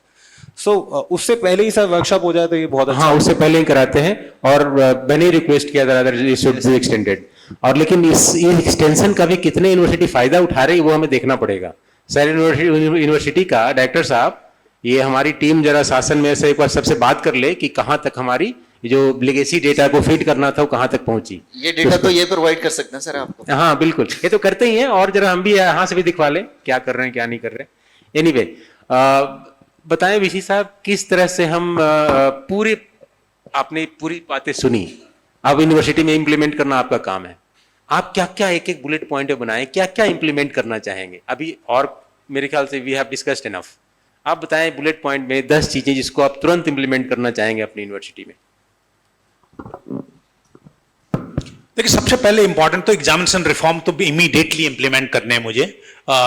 वो चाहे क्वेश्चन पेपर सेट करना हो, इवैल्यूएशन हो, रिजल्ट डिक्लेयर करना हो, ये तो एज अर्ली एज पॉसिबल हम इसको करने वाले हैं, क्योंकि वो बच्चे के कैरियर से भी जुड़ा हुआ है और बच्चे के इवेल्युएशन से भी जुड़ा हुआ है। जरा भी एक एक करके क्वेश्चन में क्या करना चाहेंगे आप? क्वेश्चन में पैटर्न में ऐसा देखता हूँ, वो जो कन्वेंशनल पैटर्न, जैसे आपने कहा 20 साल पहले भी वैसे क्वेश्चन पेपर सेट होता था, आज भी हम सिलेबस दे देते हैं एग्जामिनर को। उस सिलेबस में कभी कभी यार मैं क्वेश्चन में देखता हूँ, जैसे कहीं पर लिखा हुआ है डिस्क्राइब पॉइजनस स्नेक्स, वो उतना काट करके चिपका देता है वहां वो क्वेश्चन बन जाता है उसके लिए, वो सिलेबस में से कॉपी करता है कि उन्होंने कहा डिस्क्राइब, उसमें लिखा हुआ है। अब अगर मैं उसी क्वेश्चन को ये कर रहा हूं, please enumerate the poisonous snake of your area, और हाउ डज पॉइजन वर्क्स, वो आगा। अब वो पॉइजन किस तरह से काम करता है वो पूछे आप। हाँ, तो अब वो स्नेक मैंने अगर हम ये पूछेंगे तो सिलेबस से बच्चा बता, लेकिन बच्चे का काम ये थोड़ी कि वहां पर जो लिखा है वही सिलेबस में है। अब कभी कभी बच्चों का भी होता है, अगर जैसे आपने कहा मैं अगर उसे लिखूं क्वेश्चन ये दिलवा दूं टीचर से कि describe few snakes who are neurotoxic and just cytotoxic, अगर उनको बता दो हीमोटॉक्सिक जो है, हीमोटॉक्सिक या न्यूरोटॉक्सिक उनको बता दो, ये कह देंगे सिलेबस से नहीं आया सर, ये सिलेबस से बाहर से है। यहीं पर थोड़ा सा और ट्विक करें इस तरह की, एक इसी के एग्जांपल को हम आगे बढ़ाते हैं कि पॉइजन से बचने के लिए क्या करना चाहिए। जी। अगर सवाल ये करें तो ज्यादा प्रैक्टिकल होगा। प्रैक्टिकल तो ये मैं सोच रहा हूँ कि वर्कशॉप करानी है मुझे सारे टीचर्स की, कि how to frame a good question paper, और उसके बाद हाउ टू इवैल्यूएट। मैंने भी एक वर्कशॉप अटेंड करी थी चंडीगढ़ में। ठीक है, एक तो हो गया क्वेश्चन को आप डिफरेंट ये पे जाएंगे ताकि बच्चों का असेसमेंट कंप्लीट हो, होलिस्टिक जी, चाहे कॉम्प्रिहेंशन भी लाएंगे, उसमें ऑब्जेक्टिव टाइप भी लाएंगे, और उसमें ट्रू फॉल्स एंड एप्टीट्यूड सारी चीजें लेकर आएंगे। ठीक है, क्वेश्चन एक हो गया। और इवैल्यूएशन वाला एक्चुअली सर मैंने जो अटेंड किया था, मैं अपना प्रैक्टिकल एक्सपीरियंस बता रहा हूँ चंडीगढ़ में, तो बहुत सीनियर प्रोफेसर थे, जैसे कि हमारे लोग बैठे हैं, तो मैं आई वॉज वेरी यंग, तो मैंने कुछ बना के दिया था, मैंने ये बनाया और ये इवैल्यूएट किया है। वो बोले कि young man this is incorrect, ये गलत है। तो क्योंकि मैंने उसमें एक आध दो जगह 10 में से 1 नंबर दिया था, जहां उन्होंने कहा कि आप बच्चे को अपने लेवल के हिसाब से इवैल्यूएट मत करो, आपने जो पढ़ाया है और बच्चे ने क्या ग्रेस्प किया है इसको एनालाइज करना एग्जामिनर का काम है। तो मैंने कहा सर ये कैसे करते हैं? तो उन्होंने कहा ऐसा, अगर आपको क्वेश्चन का आंसर नहीं मिल रहा पूरा, अगर क्वेश्चन आंसर की शैडो मिल रही है, शैडो में भी 2 नंबर दिए जा सकते हैं। Question answer is not right but shadow is there. ये क्वेश्चन में हमेशा सिविल से कोई भी एग्जाम देते हैं आप, तो लिखा रहता है उसमें कृपया सवालों का जवाब अपने शब्दों में दें। तो हमें उन बच्चों के शब्दों को समझना पड़ेगा और स्पिरिट होनी चाहिए। You right. आगे और तीसरे वाले से जो ये है हमारी कुछ आईटी की प्रॉब्लम है, हमारा इंफ्रास्ट्रक्चर कुछ प्रॉब्लम है 30 नवंबर तक। आई होप कि हम उसको जल्दी जैसा वर्कशॉप करा लेंगे, उस दौरान से शायद मेरा डेटा बेटर होगा। हम चाहते हैं भी, खुद भी चाहते हैं कि सब कुछ डिजी लॉकर में। तो इवैल्यूएशन, तो एक बात कहा आपने, क्या चीजें देखनी चाहिए, लेकिन इवैल्यूएशन में क्या आप ऑन स्क्रीन इवैल्यूएशन इन चीजों को इंप्लीमेंट करना चाहेंगे? सर एक्चुअली ऑन स्क्रीन के लिए बिल्कुल, जैसे मैंने कहा सोचिए IIT का, क्योंकि मेरे पुराने दोस्त हैं नवनी जी, जब IIT का ये स्टेटस है, हमारे यहाँ तो कई बार ऐसा होता है कि टीचर ने मुझे कहा कि सर मुझे तो अब मैं लॉगिन कैसे करूं, मुझे तो एक बार मैंने मेल आईडी बनाई थी, मैं दोबारा नहीं बना सकता। वो मेरे लड़के ने बना के दी थी, अब नहीं बना सकता, या तो मेरे लिए मेल आईडी बनवा दीजिए। Okay. तो आईटी लिटरेसी हमारे यहाँ we can train them. हाँ, we can train them. हाँ, ट्रेनिंग दी जा सकती है। फैकल्टी डेवलपमेंट का जो आप कह रहे थे अभी पहले सेशन में कह रहे थे, फैकल्टी डेवलपमेंट होना चाहिए ऑब्जेक्टिव बेसिस पे। अगर टीचर रिसर्च कर सकता है, अपने रिसर्च को गूगल स्कॉलर पे डाल सकता है, पेपर्स को पब्लिश करा सकता है, ये भी सीख सकता है। हाँ बिल्कुल भाई, ultimately he is dealing with digital technologies in some way और अदर। मैंने तो अभी यूनिवर्सिटी की साइट अगर आप सिर्फ लॉगिन पासवर्ड, डेली मोबाइल में आप पासवर्ड डालते हैं जी, ये करके दाएं बाएं करके यू डू समथिंग, तो ये तो वही है ना जी, ये तो वही है कि आईडी आप, भाई मेरा आईडी, मेल एड्रेस ही मेरा आईडी है और मेरा पासवर्ड समथिंग, मेरा नाम ही मेरा पासवर्ड है, समथिंग लाइक दैट। अब मैं नहीं कह रहा कि टीचर सब आईटी एक्सपर्ट हो जाएं, मेरा कहना है आईटी लिटरेट हो जाओ आप, लिटरेट हो जाओ, लिटरेट होना बहुत, ये है on screen evaluation we should consider. Yes, okay, anything else? Apart from this sir मुझे ऐसा लगता है कि जो एक्स्ट्रा करिकुलर एक्टिविटीज की जो हमारे यहाँ नंबर है वो बहुत ही लिमिटेड है, उसमें बच्चों का पार्टिसिपेट बहुत ही लिमिटेड होता है, इसलिए हम बच्चे की पर्सनैलिटी को ओवरऑल उसकी पर्सनैलिटी डेवलपमेंट को असेस ही नहीं कर पाते हैं। जैसे अब आप इस बार आपने शुरू किया कि भाई इंटर कॉलेजिएट टेक्नोफेस्ट भी होने चाहिए या डायलॉग भी होने चाहिए, डिबेट्स भी होनी चाहिए। ये क्या होता है कि इंटरपर्सनल रिलेशनशिप डेवलप करना बच्चों को नहीं आता, स्पेशली पहाड़ों में जो बच्चे हैं उनको आता है subject but they are very poorly expressive, वो अपनी बात को रख ही नहीं पाते, इसलिए नहीं गाते, उनकी इंटरपर्सनल स्किल्स है ही नहीं। तो उनको आने के बावजूद ये अपने आप को एक्सप्रेस नहीं करते, तो how to make them more expressive और मोर इलाबोरेटिव उनकी जो नॉलेज है उनको करने के लिए उनकी इंटरपर्सनल स्किल को डेवलप करना पड़ेगा, क्योंकि वो मार्केट के लिए भी जरूरी है। बिल्कुल। बहुत अच्छा इंटेलिजेंट बच्चा है, दिल्ली में गया, वो बड़े कमरे का मकान देखा, शीशे वाले में, पता चला वहां बोल ही नहीं पाया कुछ। नहीं, ये बात सही है। हम लोग भी सर्विस में जब ज्वाइन किए थे तो हमारे पसीने छूट जाते थे पब्लिक स्पीकिंग में। तो बच्चे तो अभी नए नए हैं, नए आए हैं, तो yes, but in due course of time you start doing something, एक दो बार में जब आइस ब्रेकिंग होती है उसको सब नॉर्मल हो जाता है, सब नॉर्मल दिखते हैं। नहीं तो ये 200 लोगों का क्राउड देखते ही आवाज बंद, पसीने छूट रहे हैं, तो इट हैपेंस। बट ये हम सब का काम है, हमारे टीचर्स, हमारे गुरुओं का काम है कि बच्चों को ये फियर को हटाएं। देखिए, कोई भी चीज़ें, कॉन्फिडेंस और जो एक्शन है ये बहुत ज़रूरी है, तभी चीज़ें शुरू होती है, चीज़ें करनी शुरू होती है। और एक चीज़ और हम ध्यान रखें, कोई भी बच्चा कुछ भी कर सकता है if he is start doing something, और मोटिवेशन और सारी चीज़ें। समटाइम सफरिंग पेन ये भी मोटिवेशन में काम करती है, वो मेरा एक्सपीरियंस भी है। तो बच्चे जो गांव से आ रहे हैं, जो बहुत दूर से, और they are facing lot of problem, तो ये चीज़ें भी एट टाइम्स अगर हम, हमारे टीचर्स, हम लोग सही एक उनको गाइड करें, ये चीज़ें भी आपके वेपन के रूप में इस्तेमाल की जा सकती है, एक मोटिवेशन का काम कर सकती है।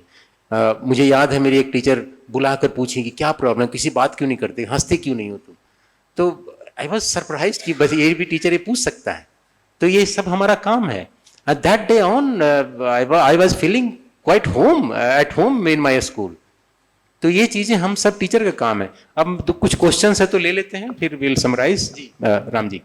सर, कुछ क्विक कमेंट्स देना चाहूँगा। क्वेश्चन तो नहीं है।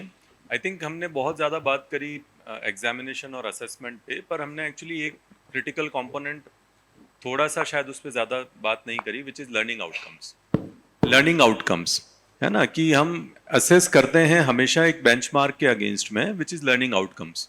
तो जो लर्निंग आउटकम्स हैं उसके डेफिनेशन पे, उसका प्रेस्क्रिप्शन पे, कैसे हम उस पर काम करें, वो एक इम्पॉर्टेंट है।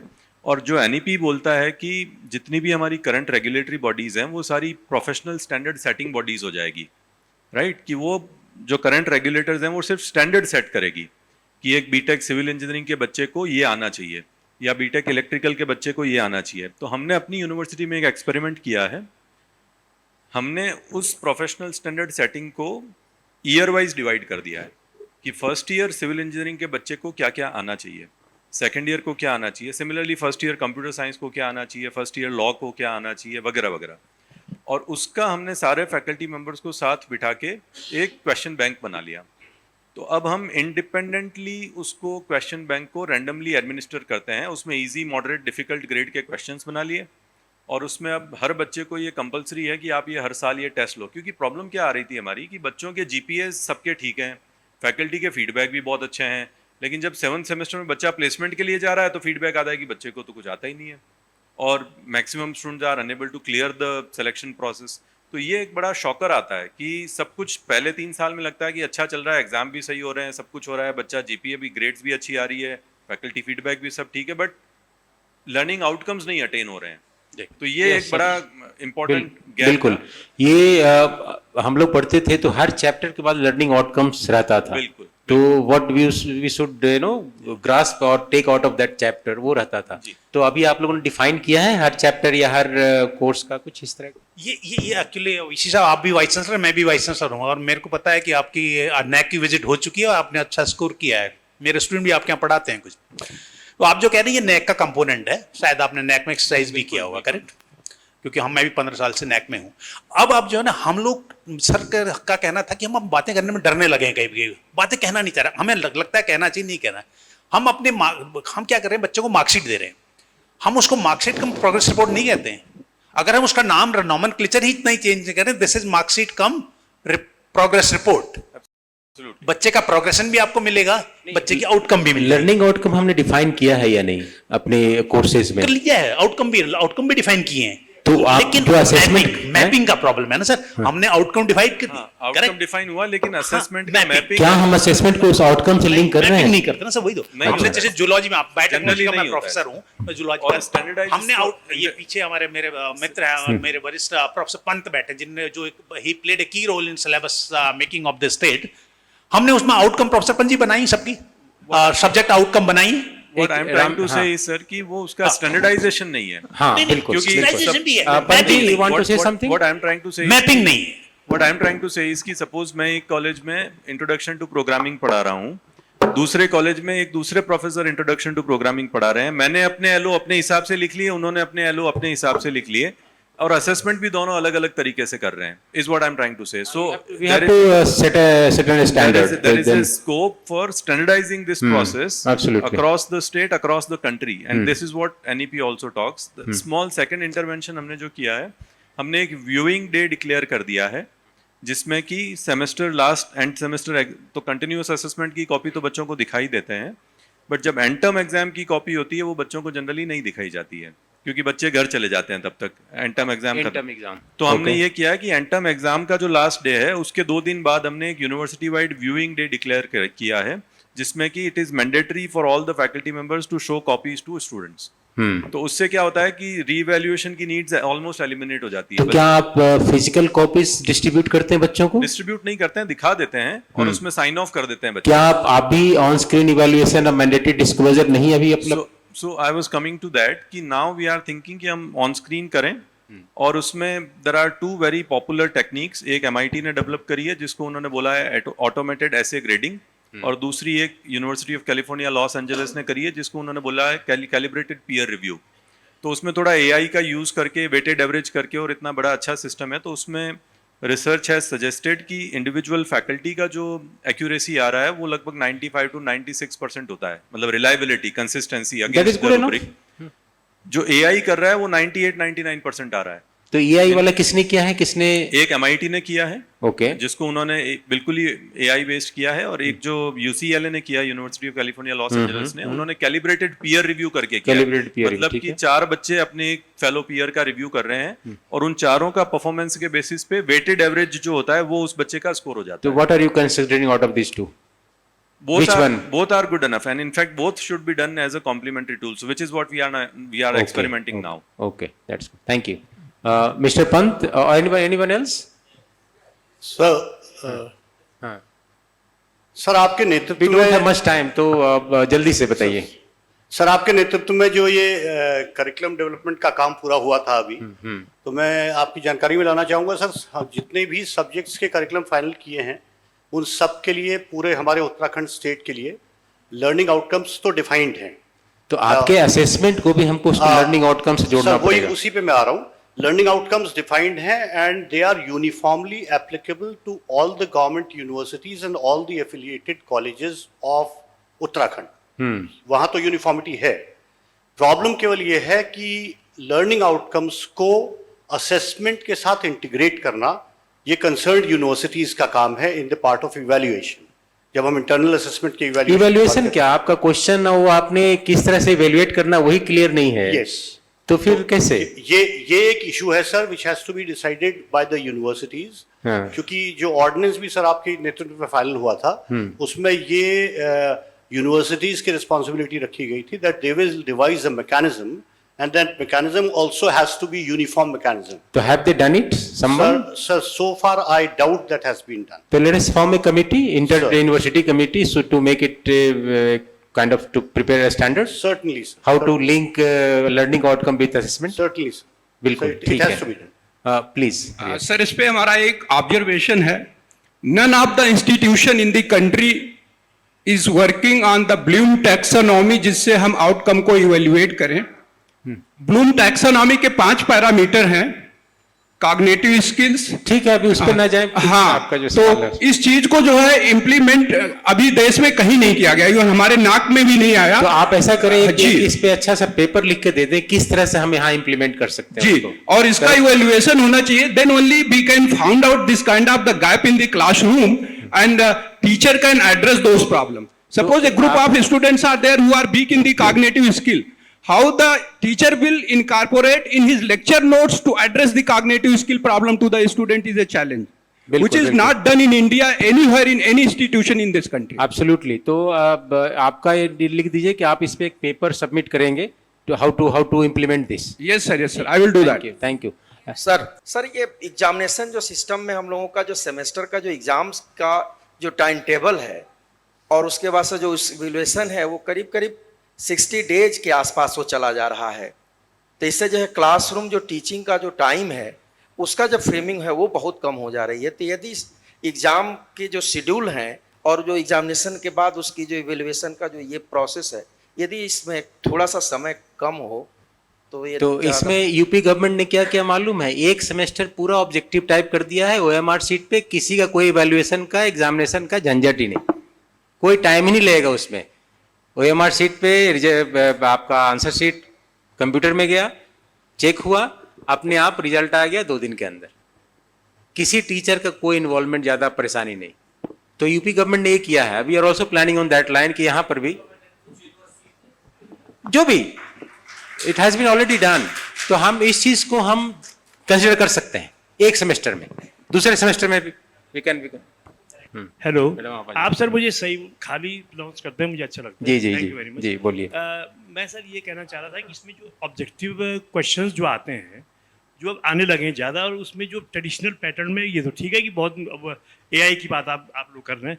मैं ये चाहता था कि जो जैसे बच्चे जो क्रिएटिव होते हैं लेकिन जो संकोची होते हैं, तो उनके लिए जो सब्जेक्टिव पैटर्न है उसको थोड़ा रखा जाए सर।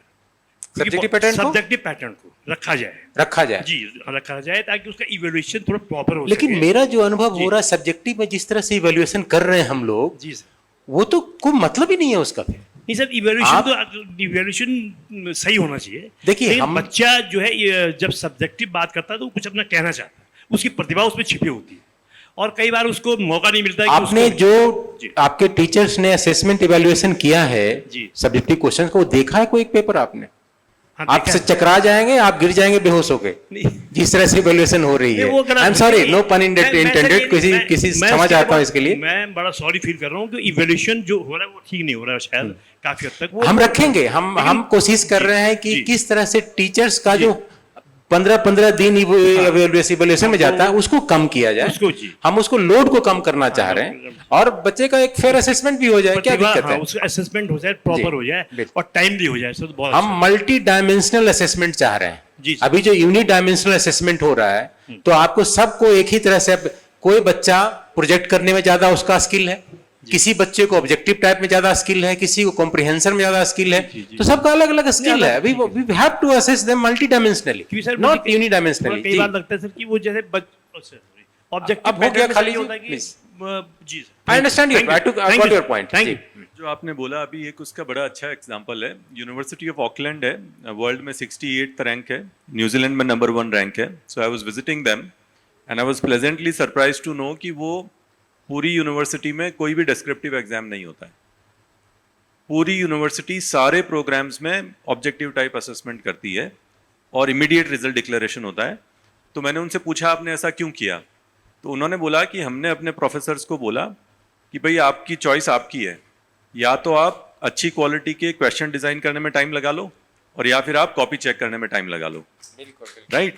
तो उन्होंने बोला कि प्रोफेसर्स ने बोला ठीक है, हम 1 टाइम एफर्ट डालेंगे, हाई क्वालिटी के क्वेश्चंस बनाएंगे, धीरे धीरे धीरे करते करते वो उनका बहुत ही लार्ज एक क्वेश्चन बैंक डेवलप हो गया, टेक्नोलॉजी से एडमिनिस्टर होता है और ऑटो ग्रेडिंग होती है और सब कुछ बहुत अच्छे से होता है। आपने यूपीएससी प्रीलिम्स में देखा होगा, एमसीक्यू डज नॉट मीन कि select any one of the A B C D, right. select all that are correct, select all that are not correct, mix and match। UPSC में तो क्वेश्चन लीक भी हो जाएगा तो कर नहीं पाएंगे। हाँ बिल्कुल, कोई यूपीएससी में जो है क्वेश्चन लीक भी हो तो कर नहीं पाएंगे आप। Mix and match, hotspot kind of questions, all kinds of multiple choice questions are possible and opportunities are immense. तो ये बिल्कुल। बहुत अच्छा ये एक जो example आपने है। कहा कि जैसे एसएससी का एग्जाम होता है, 10 साल का क्वेश्चन रटवा देते हैं कोचिंग वाले और उसका सिलेक्शन, उसको उसी में से क्वेश्चन आते हैं। तो हम क्वेश्चन सेट करने में टाइम नहीं लगाएंगे और फिर कहेंगे पैटर्न को गाली देंगे। आप क्वेश्चन सेट करने में टाइम लगाइए, make questions problem based, practically oriented, वो अपने आप बच्चा उसमें दिमाग लगेगा। वो बिल्कुल ही नहीं होगा कि हाँ इसमें से एक टिक कर दिए, गेस मार दिए। किसी को नहीं आता सी सबको गेस, कुछ तो ठीक हो ही जाता है। एक बात मैं भी रखना जी। चाहता हूँ, जो भी मूल्यांकन का मामला है वो संख्या पर निर्भर है। खासतौर से आईआईटीज में या जो आपके इंस्टीट्यूशंस हैं जिनमें संख्या कम है, वहाँ पर आप कोई भी स्टैंडर्ड लागू कर सकते हैं। जो भी आपने कहा ना, और आपने भी कहा भी कि टोटली डिस्क्रिप्टिव के बजाय ऑब्जेक्टिव पे चला जाए, वो भी सॉल्यूशन नहीं है। नहीं, वो अभी proposal, just a proposal. UP में भी जो किया गया, हमारी यूनिवर्सिटी में हम लोगों ने किया कि एमए 4 सेमेस्टर का है तो 3 सेमेस्टर डिस्क्रिप्टिव, फाइनल ईयर का जो फाइनल सेमेस्टर है उसको ऑब्जेक्टिव, ताकि 3 सेमेस्टर डिस्क्रिप्टिव हो जाए, एक हम ये भी नहीं करें, हम चाहते हैं मल्टी डायमेंशनल असेसमेंट। जी बच्चे के हर तरह के स्किल का असेसमेंट हो, दैट इज माय वो सर माय ऑब्जेक्टिव। अभी जैसे जो क्वेश्चनर का तरीका है, डिस्क्रिप्टिव भी है, उसमें छोटे प्रश्न भी हैं, उसमें ऑब्जेक्टिव भी है ये यूजीसी। लेकिन आप क्या पूछ रहे हैं? डिफाइन। जी वी गॉट टू अंडरस्टैंड कि डिफाइन से काम नहीं चलेगा। Define is not going to help the kid in future. हाँ, लेकिन You got to use that definition, how to use that definition in the real life. नहीं, एक उस पे हमको एक और आप तरीका सर। IIT एडवांस का, जी एडवांस्ड का आप हम लोग अगर 20% भी क्वेश्चन सॉल्व कर लें तो गनीमत। जो सर एक आप कह last रहे हैं बात। अभी हमारे किसी यूनिवर्सिटी में अप्लाई नहीं होता है, हम लोग हाँ। नहीं करते हैं वैसा। हम लोग केवल रिटर्न लेके ही करते हैं। जो आप कह रहे हैं multi dimensional, that is more better and convenience. हाँ बिल्कुल। आप सर लास्ट बात, एक लास्ट बात, जो संख्या का मामला है सबसे बड़ा, जो मेरे ख्याल से मूल्यांकन में जो चाहे किसी भी वाइस चांसलर के लिए दिक्कत करेगा या किसी भी सिस्टम में, कि अगर वो इंटरनल है, जैसे IITs में या सेंट्रल यूनिवर्सिटीज़ में, हम सब लोगों में भी बहुत सारा इंटरनल है। जब आप एक्सटर्नल एग्जामिनर बुलाते हैं, बाहर से आते हैं लोग, लाखों में संख्या है, लाखों में कॉपीज हैं, तो वो फिर जो पैटर्न जितना हम कह रहे हैं उसके लिए हमें एक नया तरीका भी ईजाद करना पड़ेगा, जो अभी विश जी ने कहा, हम लोग उस तरफ भी जा सकते हैं। We will do that. उसमें आप देखिए बाहर से जो बाहर से असेसर्स आते हैं, इवैल्यूएटर्स आते हैं, वो तो जब भी पैटर्न है उसमें तो लोग घूमते ही रहते हैं। आज की अभी जो पैटर्न है उसमें तो लोग घूमते ही रहते हैं कि कभी वहां जा रहे हैं, कभी वहां जा रहे हैं। अगर इसको थोड़ा और हम सिंप्लीफाई करें ताकि जो आने जाने का क्रम खत्म हो, बच्चों के साथ ज्यादा समय बिताएं, ये मेरा ये। आप कुछ बोलना चाह रहे हैं? सर मैं 2 मिनट लूंगी बोलने के लिए। All of you are policy makers here, vice chancellors and policy makers. मैं एक टीचर की हैसियत से जवाब देना चाहती हूँ सर की बात का कि मल्टी डायमेंशनल इवैल्यूएशन हम कैसे करें। Sir I am a person of retail, तो अगर मैं बच्चे को कोई असाइनमेंट दे रही हूँ तो मैं उसको 4 पैरामीटर्स पे इवैल्यूएट करती हूँ in class.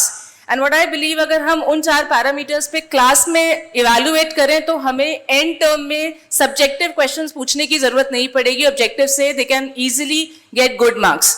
Number 1, when I teach a concept, I make sure उनका theoretical concept clear हो जाए. That is the theoretical aspect of evaluation.